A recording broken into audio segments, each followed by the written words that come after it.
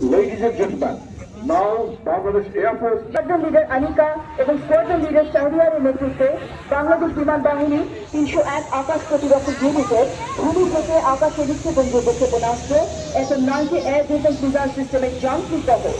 এই বহরে রয়েছে গণচীনে তৈরি surveillance radar, tracking radar, guidance radar, identification of friend or phone system, infrared system এবং 3D ট্র্যাকিং সিস্টেম, যার স্বয়ংক্রিয় পদ্ধতিতে প্রায় 60 কিলোমিটার দূরত্বের শত্রু বিমান ও ক্ষেপণাস্ত্রকে শনাক্ত করতে এবং অত্যন্ত ক্ষিপ্রতার সাথে প্রায় 15 কিলোমিটার দূরত্বের লক্ষ্যবস্তুকে আকাশে ধ্বংস। লেফটেন্যান্ট সালিকুরের নেতৃত্বে বাংলাদেশ বিমান বাহিনীর অ্যারোস্পেস বিভাগ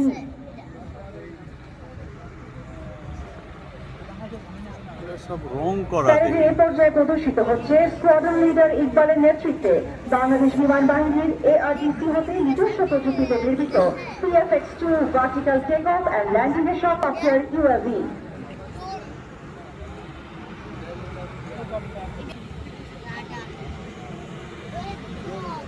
সবশেষে এরিয়াল রাডার, এরপর যথাক্রমে টেলি হ্যান্ডলার, ক্র্যাশ টেন্ডার এবং মোকাবেলায় গুরুত্বপূর্ণ ভূমিকা পালন করতে সক্ষম।